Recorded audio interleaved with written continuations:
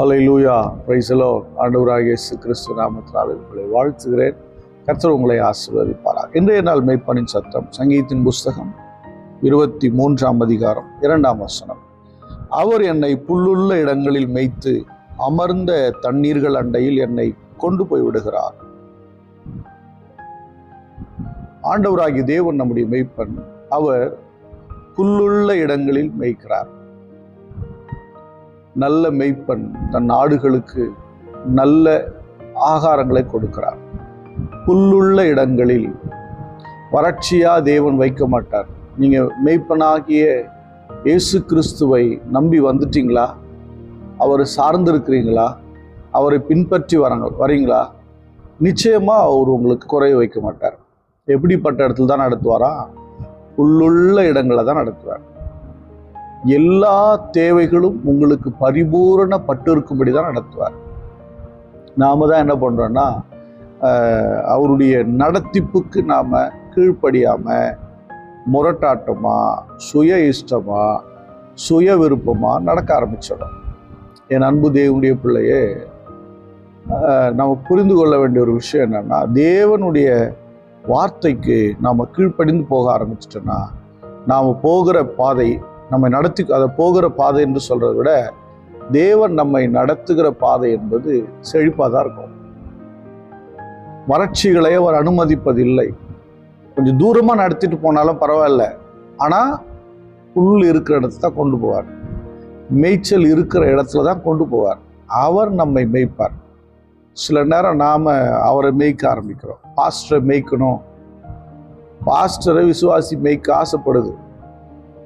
பாஸ்டருக்கு விசுவாசி சொல்றத பாஸ்டர் என்ன பண்ணணுமா? கேட்கணும். பாஸ்டர் அதுக்கெல்லாம் தலையாட்டிக்கணும். ஆமாம், நீங்கள் சொல்றது கரெக்டு தான் சிஸ்டர், நீங்கள் சொல்றது கரெக்டு தான் பிரதர் அப்படிங்கிற மாதிரி. ஆண்டவரே, நான் சொல்றது இப்படி செய்யுங்க ஆண்டவரே, இது இப்படி மாத்திரும் ஆண்டவரே, அது அப்படி மாத்திரும் ஆண்டவரே, இப்படி தான் நினைக்கிறாங்க. நீங்க மெய்ப்பன் ஆகிடக்கூடாது. அவர் தான் மெய்ப்பன். உங்களுக்கென்று கொடுக்கப்பட்ட மெய்ப்பனுக்கு நீங்க கீழ்ப்படிந்து அடங்கணும். அப்பதான் சரியான மேய்ச்சல் கிடைக்கும். ஏன் தரித்திரம் மாறல தெரியுமா? ஏன் போராட்டம் நீங்கள தெரியுமா? மன உளைச்சல் மாறாம இருக்குது காரணம் என்னன்னா, இதுதான் காரணம். மேய்ச்சல் கொடுக்கிற மெய்ப்பனுடைய வார்த்தைக்கு செவி கொடுத்து போகணும். சில நேரம் ஆடுகள் நிமித்தமா மெய்ப்பனுக்கே மன உளைச்சல். இப்படிப்பட்ட நிலைகளை கடந்து வரோம். அன்பு தேவனுடைய பிள்ளை, மேய்ச்சலுக்கு ஒப்பு கொடுங்க. அவர் உங்களை சரியான புல்லண்டையில உங்களுக்கு தேவையானவைகளை நிச்சயம் தருவார். உங்களுக்கு என்ன வேணுமோ தருவார்.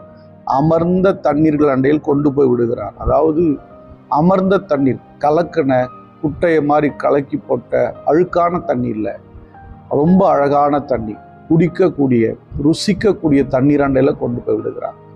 அன்பு தேவனுடைய பிள்ளையே, இதனால நான் உங்களுக்கு சொல்றேன், தேவனை நம்பி வாழுங்க. உங்க வாழ்க்கையில ஒன்றுக்கும் குறைவில்லாமல் சமாதானமான வாழ்க்கை கர்த்தர் கொடுப்பார்.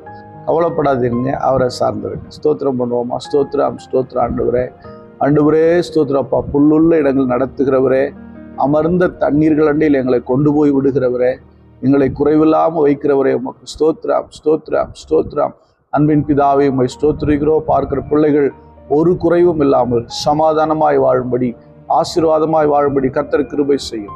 இயேசு கிறிஸ்துவின் நாமத்தினால் ஜெபிக்கிறேன் ஜீவ நல்ல பிதாவே. ஆமென். God bless you. Bye bye.